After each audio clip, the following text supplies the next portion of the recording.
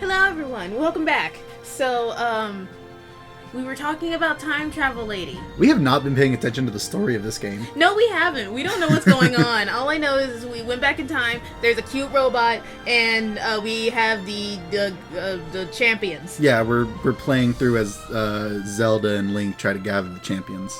All of these are main characters. I wonder what kind of wacky characters we're gonna see, because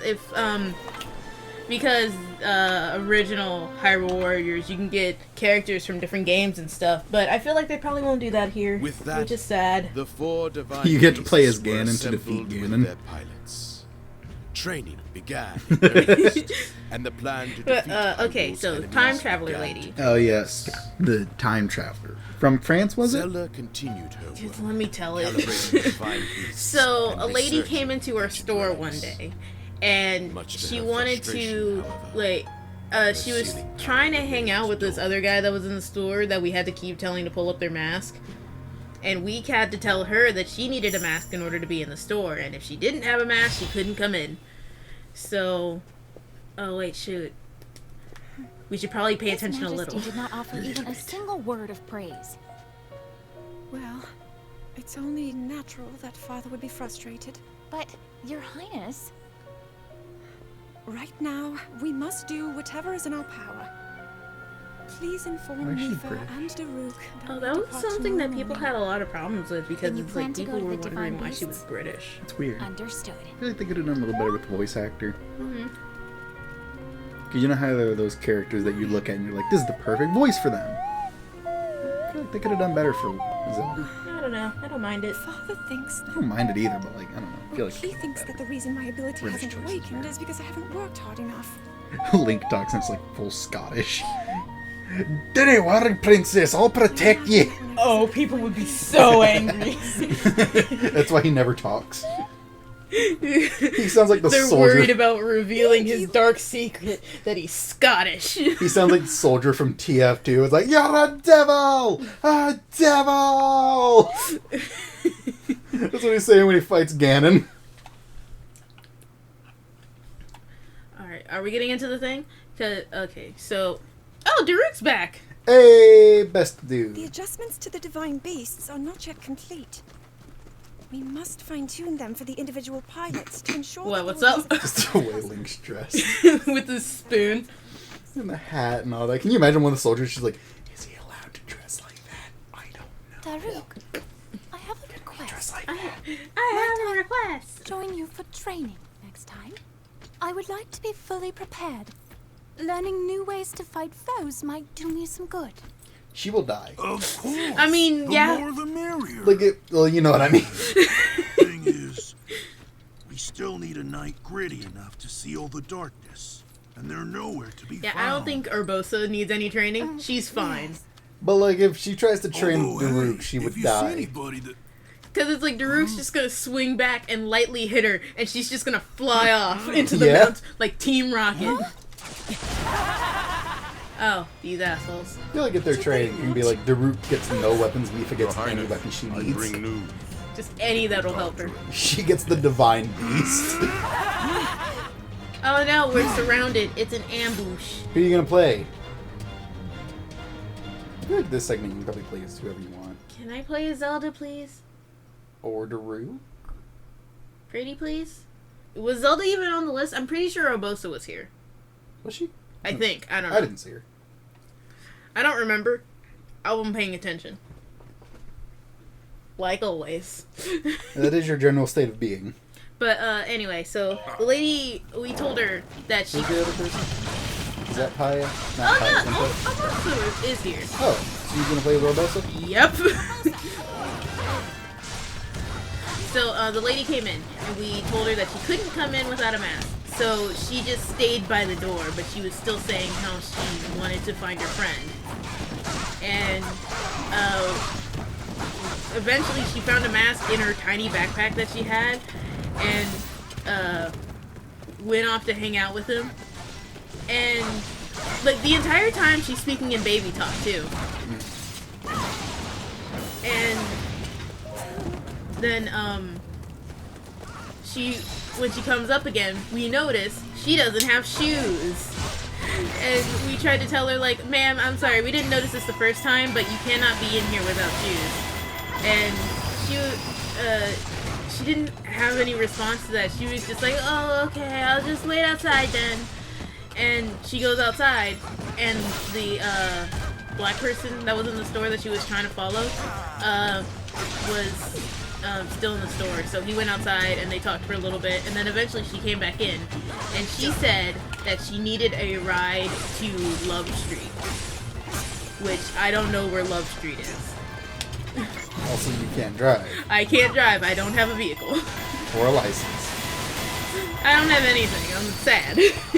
So, depression. and at the time, girl A, my manager, couldn't drive either. So we said, ma'am, I'm sorry, neither of us can drive. And she's like, well, I just need someone to take me there. And it's like, ma'am, we can't leave the store. If we leave the store, that's considered job abandonment. And she was like, well, I need someone to take me to Love Street. And she was like, what? Girl A was like, what about that guy you were just talking to?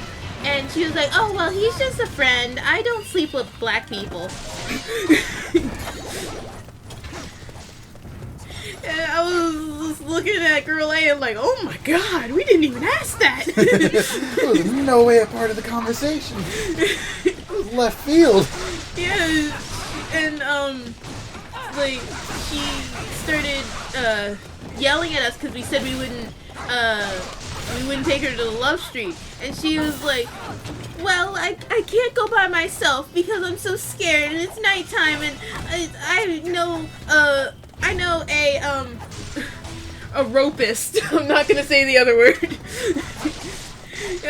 And he did things to a little girl, and I don't want to be walking in the street by myself at night. And I look at her like, then why'd you wait until night to go home?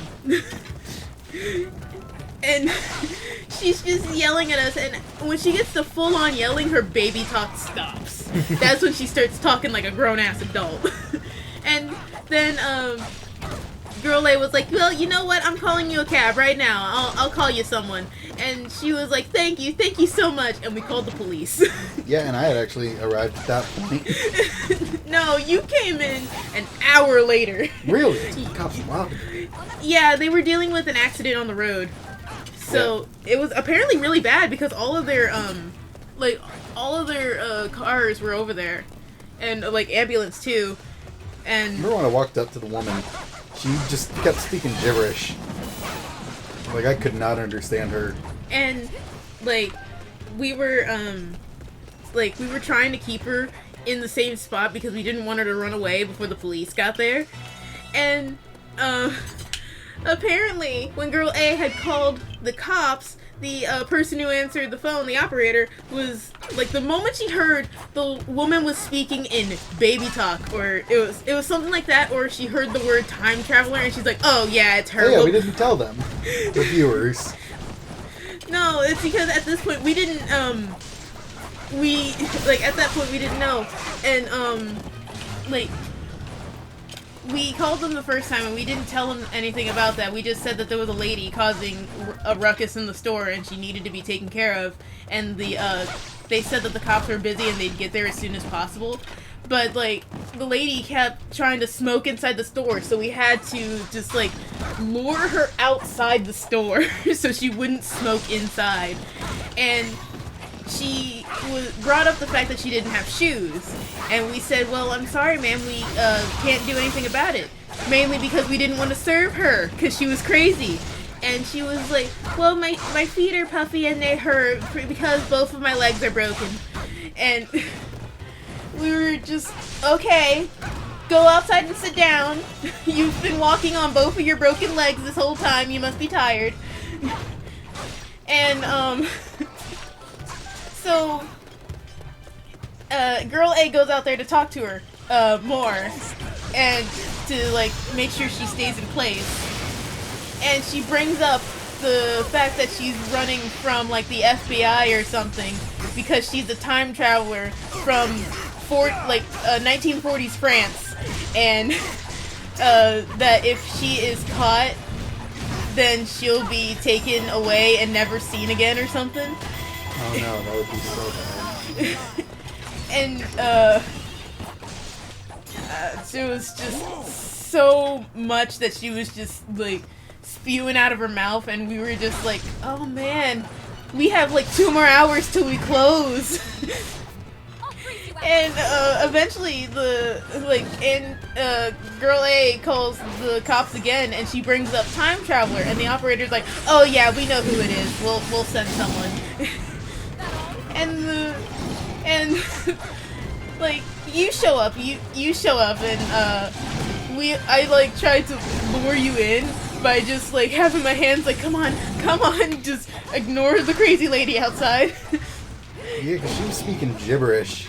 Yeah, and we told her to not talk to anyone, but every time someone showed up, she would talk to them. And, I can never get that part to work. So, the cop shows up, and Girl A and the cop are talking to her about how, like, she needs a ride to Love Street, right? And it's like, why don't you go back in your time machine and use that? And she is talking about how she had it taken away from her, it was confiscated or something, and how like she can't get back, so she needs to go to Love Street. And then the cop brings up like, so France, right? I bet you know a couple of French words, right? And she's like, yeah, I've been speaking French this whole time.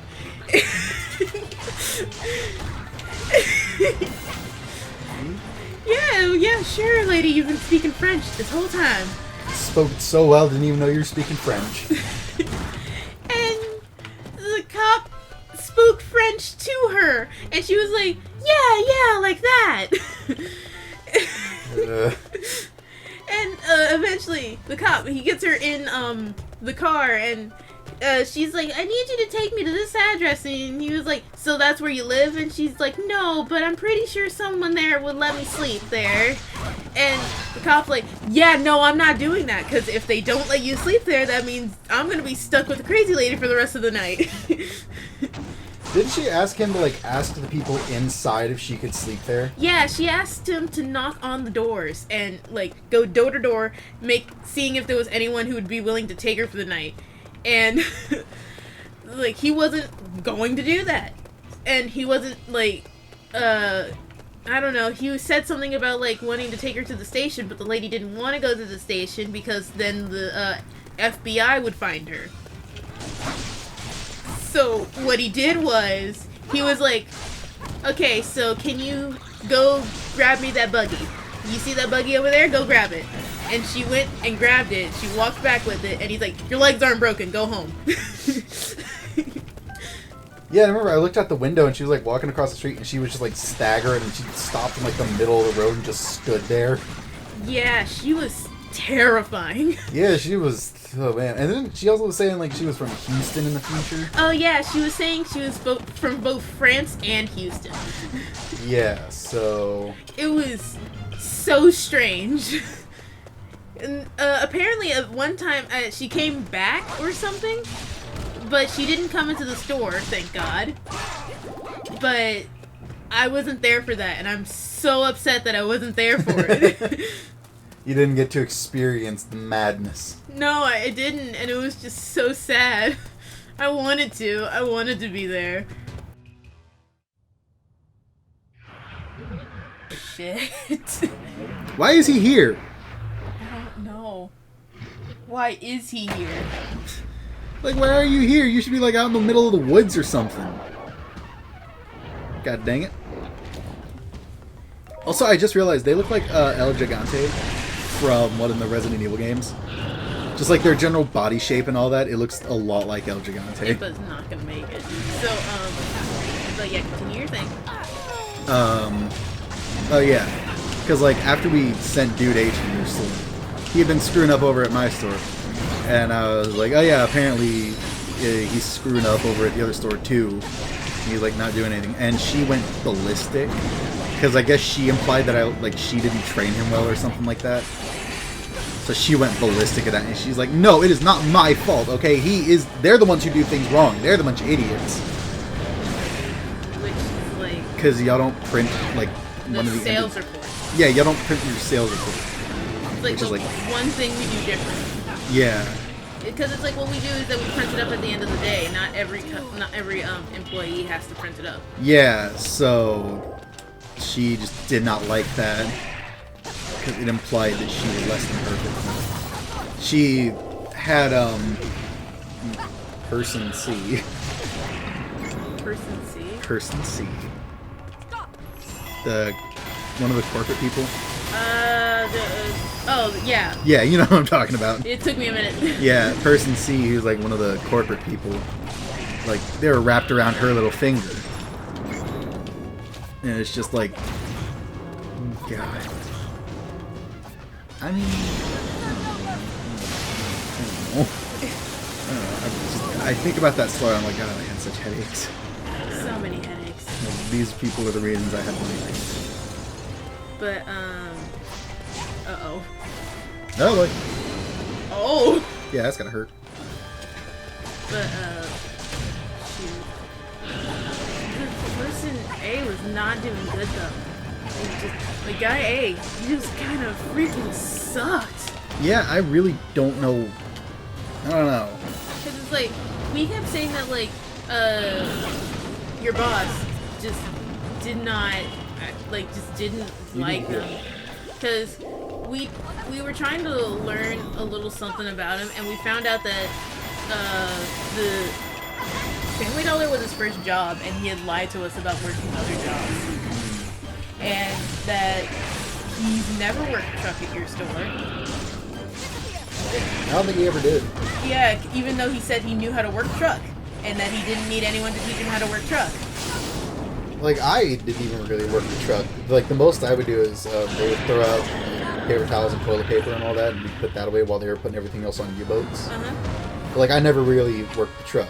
That was never something they had me do. Boss lady talked about making me do it, but she never did. Because it's like, I worked truck for the first time ever, and apparently I was better at doing it with no direction than he was. And he had been doing it for a month at that point. I don't see how working the truck is that hard. I don't see how it is either, because it's like the way we do it is that we have several... He's like Deadpool. Yeah. But we have several U-boats where we stack like the different departments worth of stuff, and you're supposed to stack the heavy stuff on the bottom and the light stuff on top.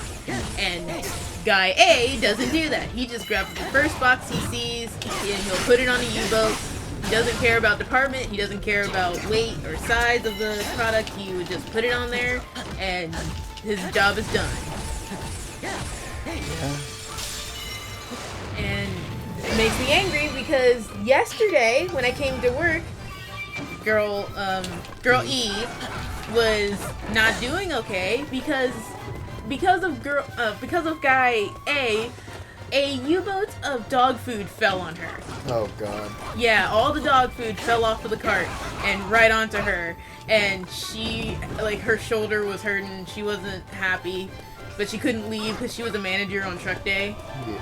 So, you know, having a good time. I remember, speaking of dog food, there's this one dude who come into my store, and I never actually knew his name, but he was a cool dude. I think he was a veteran, and he was, like, had a stroke or something like that, and he was a little bit paralyzed in, like, his legs, one of his legs in his hands. So he had a hard time walking around and stuff, and a hard time talking. And one time he came in, he was a nice guy usually, but, like, he came into the store one day, and he just kept saying dog food, cat food, busted, back. I was like, oh, I looked at him, I was like, oh, so there's a bag of busted pet food in the back. And he's like, yeah. So I go back there and I look and there's no bags, and he, like, walks past me into the back and starts looking at our bag of, like, busted food. And I realized, like, he wanted to buy one. No. Yeah, exactly, and eventually he doesn't find one because we had just gotten done emptying them out. And he gives me, like, this kind of irritated look, and I was just like, why are you mad at me? Like, this is your own fault. You did this to yourself.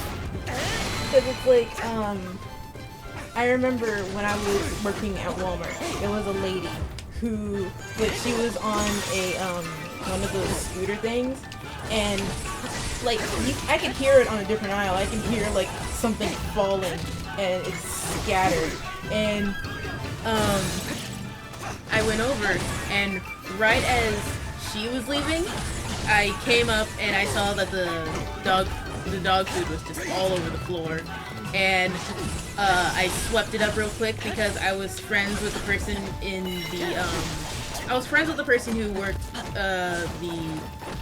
what's it called? What's it called? I don't know. Why are you asking me? Who cleans up after everyone.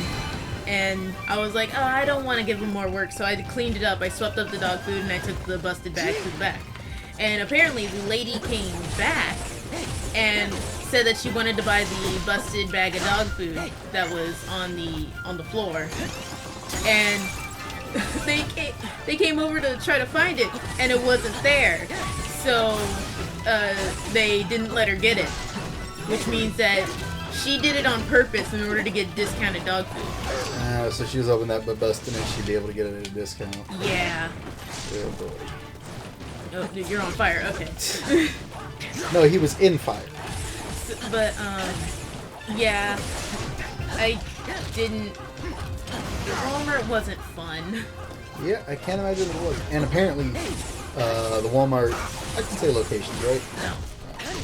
Well, the Walmart in the different town, the one that I applied to work for. Yeah. Apparently they're racist. They think white people. Great. Because my coworker who I like used to work there, and she talked about how like all the people who work there hated her because she was white, and like they always like treated the white employees. Like I don't know how true that is, or if it's still the same thing. I don't know how long ago it was. I don't know either. So I can't really say anything towards that. But like, look at him go. Chase him with the spoon. Oh, it's Deadpool. Oh, bye. He's like Deadpool, but worse. Is he gonna shove him behind the princess and try to stab her? Is he? Or is he just gone? There he is. Uh-oh. No! Oh, there we go. Okay, good. You tried, little guy. Oh, okay. Oh. You gonna You gonna do your it? move, dude. Yes, my wooden shield. I've protected I everyone I suppose love. Destiny is at work then. The future is fickle. How is that thing balancing? Yiga Perfectly. clan, time to go. He's got a deep voice. Yeah. He did the thing with the spoon. I know. There's a sharp spoon. Sharp spoon. Comically large spoon.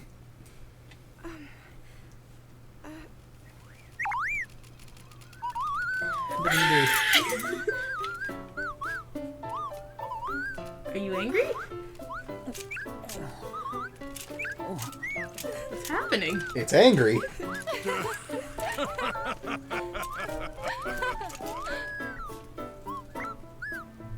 What if Daruk reacted to that thing like it was a dog? It's like, oh, robot dog! No, robot. Oh, okay, cool. God dang it. It's like, I guess we stole the spotlight. Yeah, that's true. Well, you're gonna die, little dude. Well, maybe not. Made of metal. Cool, leveling up my people. She can't carry any more weapons. Time to get rid of the 27 different swords I have for her. That we never use. 12. Do weapons break? No. Then why are you collecting multiple swords? That is a nice sword. Wait, no, I want to go back. Who had a hammer? Who do you think had a hammer? Who was it? Who do you think? I don't know. Take your time and think about it, I Lonnie. don't want to. Who is the character that uses hammer-like objects? Was it Daruk? Yes, Lonnie! That was Daruk? I didn't see his face. Well, who else uses hammers? I don't know. No one else uses hammers! Because for a second, my brain was telling me that, like, Zelda had just unlocked a hammer, and I was like, what? Either that was Daruk with a hammer, or that was Zelda with an object that looked like a hammer. A new piece for her Sheikah, whatever. Okay, I think that's the end of that episode. We spent this entire episode telling horror stories from when we worked at Family Dollar. Horror stories of retail. That has just been this entire series, just retail horror stories. Yeah, well, that's probably what the series is just going to be about, where we just tell the awful things about retail while we play Hyrule Warriors. God.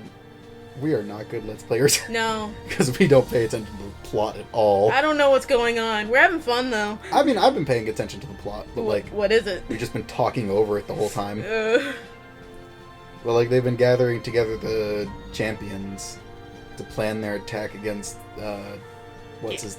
Ganon? Yeah, that guy. Alright, cool. Oh yeah, did we ever tell them our theory, like, towards the malice and all that? The malice? Yeah. I don't think so. We'll have to wait till the next episode. Alright, well, see you guys. Good night, ladies and gentlemen. We'll tell you if we remember Yeah, tomorrow. We're recording these in clumps. Alright, well, bye. Ding that bell with your comically large spoon.